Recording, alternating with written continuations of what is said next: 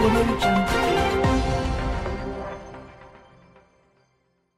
21 mars 2024, Journée internationale des forêts. C'est ce jour que le Congo et l'Union européenne ont décidé de se fixer sur les actions prioritaires à mener cette année dans le cadre du partenariat forêt UE-Congo, autour d'un dialogue politique entre les deux parties.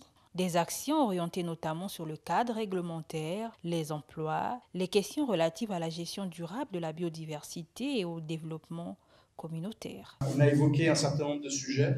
Le premier a été la réforme du cadre réglementaire pour le secteur forestier. Et donc la ministre nous a bien renseigné avec son équipe sur toutes les questions qui concernent la réglementation des forêts, que ce soit en termes de production, qu'en termes de conservation. Donc vraiment, on a vraiment touché du doigt tous ces sujets.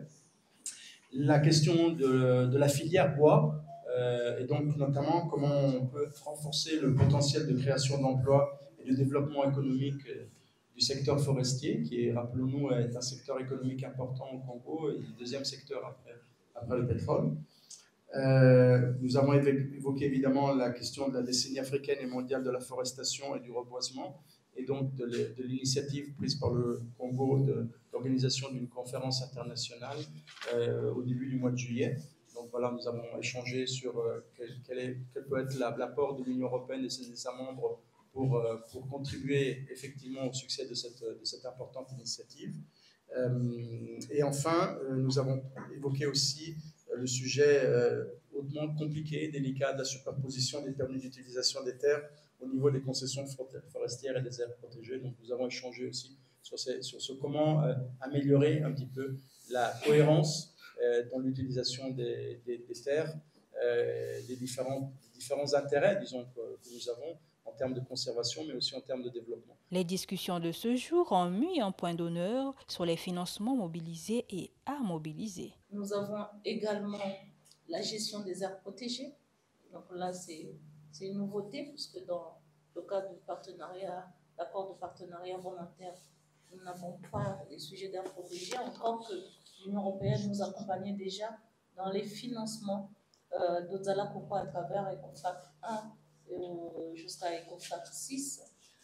Nous avons également parlé de l'organisation des investissements pour les privés. Et là, le secteur privé est divisé en deux parties, les grands industriels et les petites et moyennes entreprises. Nous avons parlé de l'accompagnement que l'Union européenne peut nous accorder dans le cadre de la création des aires marines protégées, dans le cadre de l'organisation de la conférence internationale.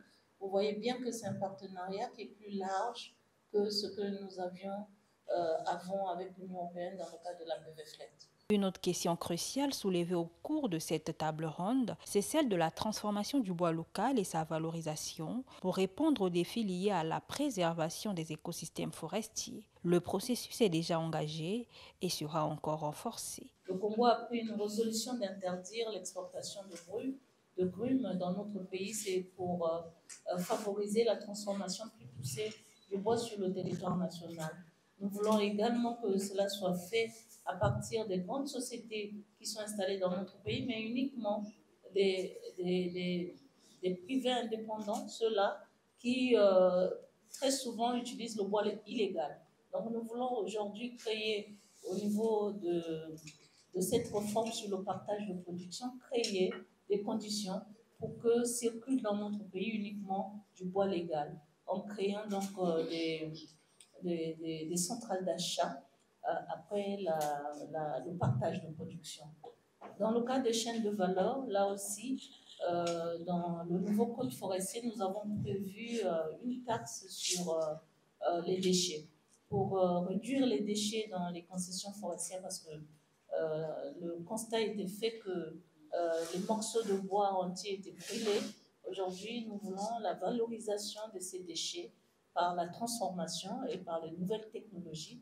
Donc là aussi, il faut un renforcement des capacités de nos artisans pour que ces morceaux de bois puissent servir demain en les valorisant, en les transformant dans soit des produits artistiques ou sinon aussi en faisant des unités d'aboutage dans dans les usines, des unités de transformation du bois. Les orientations et instructions qui découlent de ce dialogue politique vont guider les travaux du groupe de travail technique du partenariat forêt UE-Congo. Ce partenariat, dont la feuille de route a été tracée en octobre 2023, en marge du sommet des 3 bassins, vise à renforcer le rôle des forêts congolaises dans le développement national durable, mais aussi trouver l'équilibre parfait entre les impératifs de conservation de la nature et les besoins de développement économique et les intérêts des communautés locales.